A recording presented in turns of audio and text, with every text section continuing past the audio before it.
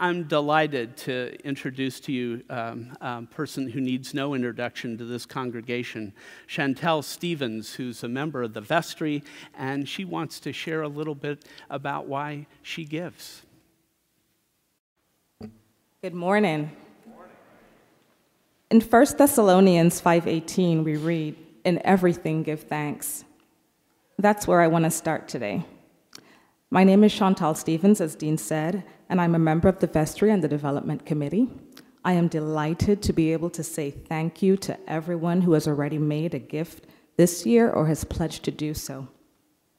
We are grateful for your faithful support of the work of St. Bart's, the work of the clergy and their pastoral work, our worship services, our youth and adult programs, our outreach work with our soup kitchen and food pantry, and of course, maintaining this beautiful space in which we are lucky enough to worship.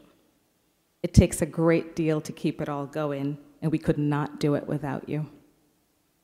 I did not grow up Episcopalian, but as I was raised in my own daughter, Zadie, who's active in the youth ministry as an acolyte here, I wanted a spiritual home that reflected my ideals and values and reinforced the positive traits I wanted to see in her. Over the years, we tried several churches, but none quite fit. We started coming to St. Bart's almost 6 years ago after being invited by another parishioner who had known us for several years and knew us really well and knew what I was looking for in a church home. My criteria was simple, at least in my mind it was. I was seeking a place that was inclusive and welcoming, and a place that incorporated the word into daily life. A place that, to put it colloquially, walked the talk. This is what I found at St. Bart's. We have been enriched here beyond words and are blessed to be a member of the community. Growing up in my home, my mom, and she's still very much this way today, could quote scripture for any life situation. If we were bad, she'd tell us about the commandments about honoring your father and mother. She'd talk about sparing the rod and spoiling the child. She just had scripture for everything. She's also generous to a fault.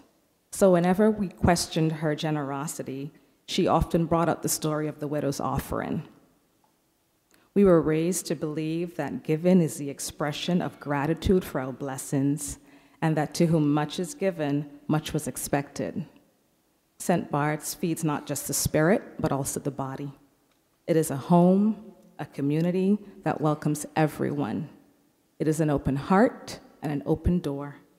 This is the reason why I give to St. Bart's. So today, being a Stewardship Sunday, I am asking you to join me in continuing to support our wonderful community. As it says in 2 Corinthians 8:12, "For if the willingness is there, the gift is acceptable according to what one has, not according to what one does not have. If you've already pledged or given, please accept my deepest thanks. And again, I would ask that you consider increasing your gift if you're able. For those who have not yet given or made a pledge, I invite you to do so today. There are pledge forms in your brochure, and we have pens available. For those among us who prefer more modern tools, we have a laptop in the back and the table at the stewardship table. And after service, someone will be there to answer any questions you may have, help you check in your pledge, or help you make one. I know that we will continue to work together to realize St. Bart's very important mission of comforting, challenging, and inspiring people in the search of meaning and hope in our lives. A gift opens the way and ushers the giver into the presence of the great. Thank you so much for your generosity of your talents, your time, and your treasure.